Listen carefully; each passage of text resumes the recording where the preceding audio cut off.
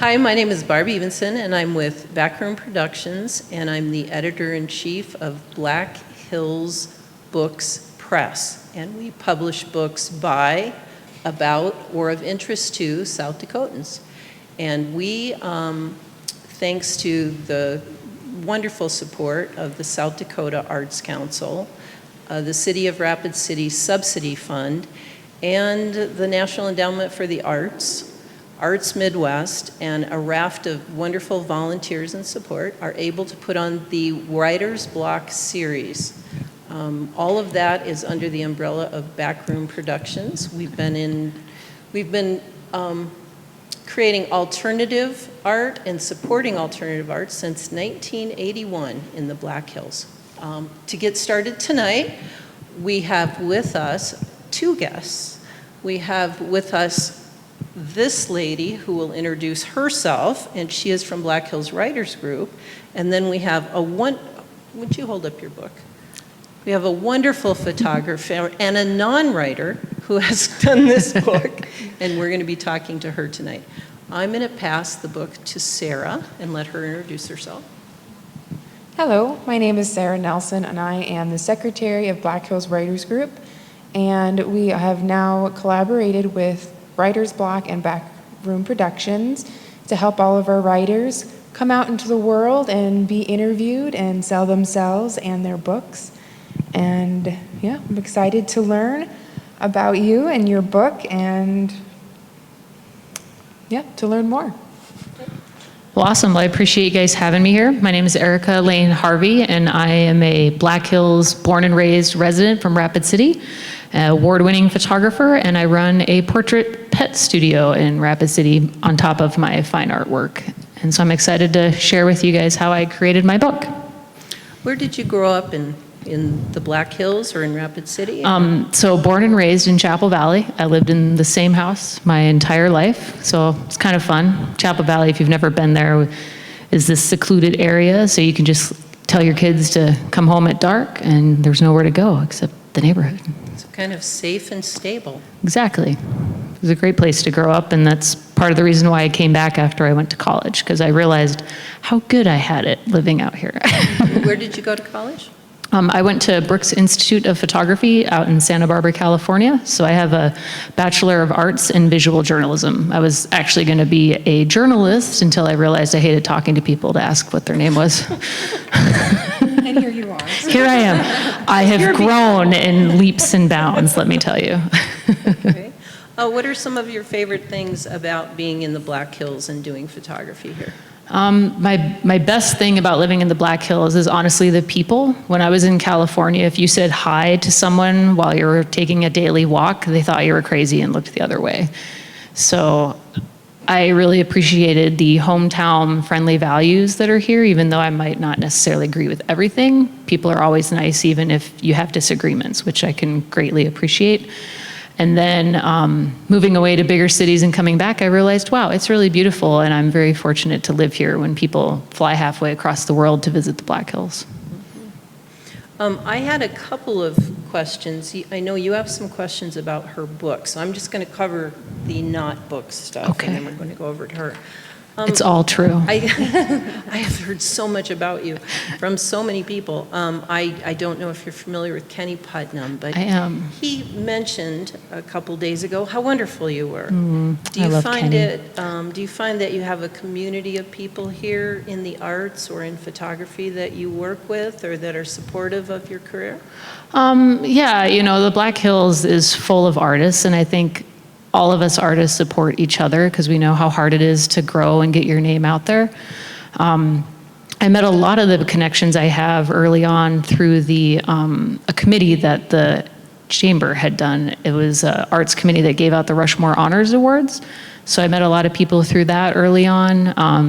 And you just make connections in doing business, and they're not just business relationships, but friends. Like Kenny's created a piece of art of my dog that I will cherish forever. And so, yeah, it's like, that's what I love about the Black Hills. You don't just say hi one day and maybe remember a person's name, they become friends. So I appreciate that. Good. And Do you feel, I mean, you talk about being in California, and this is a limited market in some ways, but you have been able to build a successful career here. Did that happen overnight? It definitely didn't happen overnight. I moved back home from California in 2003. I went to the dark side and was doing commercial photography for a business, and then was not my own boss, and I was only there for a year and a half because artists don't like being told what to do. So I started my own business at 24 years old, and I didn't know a thing. So I've learned a lot in the last almost 20 years now. Have rebranded my business in 2014. Went back to school to get a master's in administrative studies because I actually gave up photography for 6 years and graduated with a 4.0, and then I overeducated myself and nobody wanted to hire me, so I went back to photography. And when I first started photography, I was told to do what makes money, which is the dark side, commercial, all that stuff. And so when I rebranded, I said I want to do it on nature photography. And I did a pretty good job at it, but traveling costs a lot of money, so I wasn't getting paid to go on these amazing trips. It was coming out of my own pocketbook, so you have to fund it somehow. And the advancements in photography gear, rather than being tethered to a light in a portrait studio, they now become wireless and battery powered. And that type of freedom fits more with my artistic mind. And so I've now opened a pet portrait studio where I take that artistic eye and I create art of your pet to hang on the wall rather than landscape and wildlife photography. So I do about 50-50 now. Mm-hmm. That sounds really fascinating. Is there anything, what would you tell, our audience of young artists and writers and photographers who would like to live in the hills and yet feel it's a bit difficult to make a living here?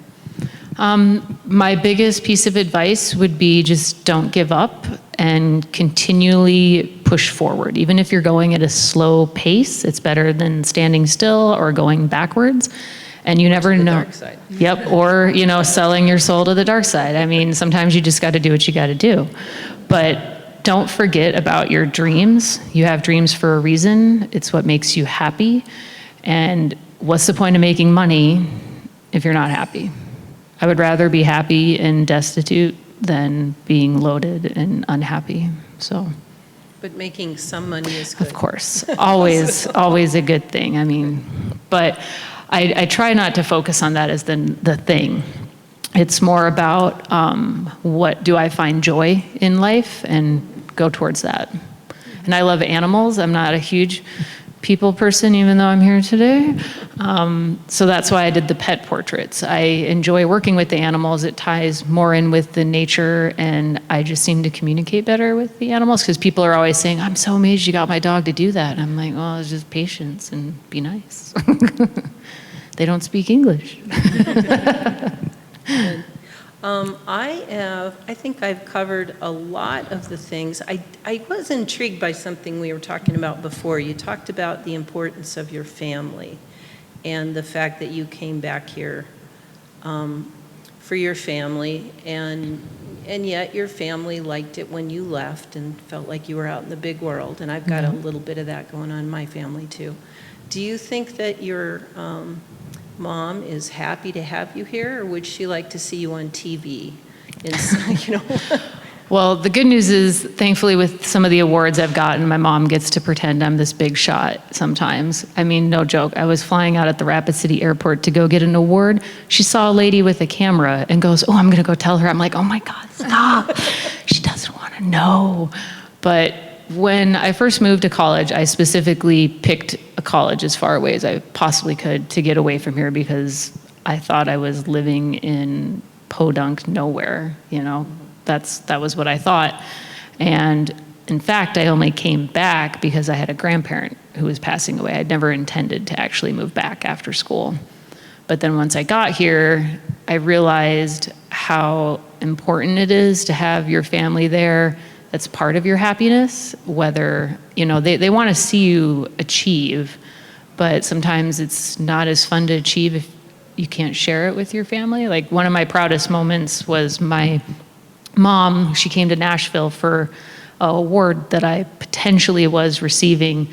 And I was recognized about 3 times that night, and just to watch her taking pictures of me with her iPad and like showing it to my friends, they're like, look, and they're like, we're watching, it's just, I mean, it's all the stuff that I hate that she does, but when she's gone, that's what I'm gonna remember. And that's probably the highlight of my entire life, was that moment. So it's not so much getting the awards as knowing your mom knows that you got That's the right. awards. All that money you paid for school, it's working. Now, in your presentation, will you talk much about the awards? Because I think that other authors or photographers might be interested in how it is that you went at that, so. Yeah, there's a point in the presentation where I can touch base on it. A headshot will come up with some credentials, so if you remind me, I'll touch base on it. Some people might call me a trophy hunter if you show up to my studio, I have this giant wall of awards and ribbons, but I do it for marketing. It's not just to say, haha, I won. And my mom. My mom tells everybody, so it's marketing. But it's marketing to get your name out to your clients, and it's credibility to your clients. It's like, well, why should I buy your book? And it's like, well, I'm an international award-winning photographer. That's why you should buy my book. It gives you something to talk about, and it provides you with confidence in your ability as well if you're starting out. Because sometimes when you meet people that are doing most likely way better than you are at your life, if you can get those accolades, you'll start growing and feeling more proud about what you're doing. Because we all make a difference. Moms are important, so. That's right. I would like to turn this over to you if you're ready to ask a few questions about the book, which I can hold up again. Do you want to say, I know you're going to cover this, but what's the title of this book? So the title of the book is What the F, and if you look at the font and the little graphic, that is alluding to the aperture of a camera, but sometimes when you're writing a book, you have to narrow your thoughts down, and so all the stories in the book do have sort of what the F, I can't believe that just happened moments, because as a photographer, I've taken thousands of pictures. But we specifically picked ones that had a story behind them. So it's not necessarily about the photo itself, but maybe what happened after or before. So F-stop. F-stop, yep. You had some questions. When I was looking through your book, I noticed that you have, the main beautiful picture, but you also have other pictures of your adventure of taking it. And I couldn't help but notice, but it seemed that you got lost in every place that you went and really immersed yourself in what you were trying to photograph. Yeah, so when I take photos, I usually tend to arrive at least the day before, and I look around, see what I want to take a picture of. I research the light. Of course, it's never what you think it's going to be, but you try to plan. And for me, a lot of the photography is about the adventure. If I luck out and the light's amazing, excellent. But if it's not, that's okay. It's part of making every day an adventure, enjoying life and finding the happiness. And for me, experiencing new things and possibly being able to witness something that nobody else did is kind of cool. I love that we take pictures and put them into a book, and then we get to tell stories, not only with our words, but with our pictures. Was there a moment or someone that kind of inspired you to go beyond what you were comfortable with and put your artistry into a book? That is a good question. You should have told me that before. Now I'm going to have awkward silence while I think about it. Growing up, photographers, honestly, I think most of us dream of having our images in a book. Some 20 years ago, I don't even think we really had a bookstore here. I mean, that's how small Rapid has grown now. But in California, there was a Borders. I didn't even know what Borders was because we didn't have one yet. And every spare moment I had, I went to Borders and I went to the photography section and I looked at all the giant books filled by all these famous landscape and nature photographers. And I said, someday, I'm going to have my own book. And I'll actually talk about the word someday today because it's not a good word. It's not. Out of your whole book, what is your favorite picture? So it's probably not the one you think. The image that I'm known for and that what sort of restarted my business is a picture of two bears from 2016 or 2014, excuse me. It's these two bears here. My logo is also themed after this picture. Everyone thinks this is my favorite image. I didn't even know it was a good image until I posted it because I wanted the bears to look at the camera and not away from me. I was very upset. But my favorite picture in the book is actually the picture at the end. And hopefully I don't cry when I tell you about it. I dedicated the book to my dog. I had this dog for almost 15 years. And she died at the end of 20, right before I printed the book. So, and this is a picture I took of her, and then it's a digital painting where I turned her into an angel. But if I was going to pick a landscape picture, which is what you wanted me to do. No, I love that story a whole lot more. It would be all of them, because every moment is special in its own way, and every moment has a specific piece of joy that I remember when I look at it. You definitely have a life's adventure in one book here. Do you have a moment that was the hardest when creating this or going through your adventure? They're never hard, but I will say the person who wrote the book, she's my best friend, Tony. She came along on one of my adventures. I invited her to come, and we went to Banff for the first time. And of course, July is wildfire season everywhere in the mountains. And when we arrived for our first time, and it was supposed to be amazing, it was on fire. And so you couldn't barely see the mountains. And as a photographer, I was very depressed. And I was just like, this paid all this money to be here. And she pushed me to get out of my funk and remember it's not about the epic photos, it's about us creating memories together, whether that's Smoky Mountains or not. And so I really appreciate having her as that rock that supports me, and this book would have never happened without her, because she basically took my horribly written life stories that I put down on paper for her and rewrote them in my tone. And she's probably the only person on the face of the planet that could have actually done that, because nobody knows she wrote the book. Nobody, even though it says it on the front, nobody knows that she wrote the book because it sounds the way that I speak. So we talked about the hardest moment. Do you have a best moment, like a favorite story that you captured? I do love that we ended the book with the fireworks from 2020. The last time I had photographed the fireworks was on slide film, and they were horrible because it was like 20 years ago. And so even though as a conservationist I was 100% completely against fireworks going off in the woods, I still went. And I sat there for 12 hours in 99-degree heat on a rock. It was awful, but at the same time, it was such a fun adventure, and I was surrounded by crazy people, and I had gone like 3 days ahead of time to find the best spot, because you couldn't take a tripod into Mount Rushmore. I thought I was gonna have to fight so many photographers for this spot, because it's the best spot. No other photographers came, it was just me and a bunch of crazy people. I mean, they're not really crazy, but it's a long day. Yep. Well, I have one more question for you. I know South Dakota, especially Rapid City, is a big photography community. 100%. Yes. Do you have any advice for any of them who are aspiring to make a book of their own? My advice to almost every photographer, and that's myself included, is never compare yourself to others. We're all given a specific card hand to deal with, and so we're all going to grow and improve at our own pace, and doors are going to present themselves to some and not others. And as long as you're improving and you're making steps towards your goal, no matter how slow it is, just keep going. Don't give up. It's when you give up and believe you can't that it'll happen.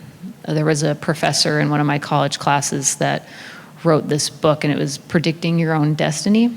And I think even Will Smith has been quoted saying it, but if you think you can, you will.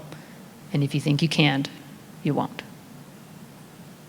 So we just thought we could. We did it during a pandemic.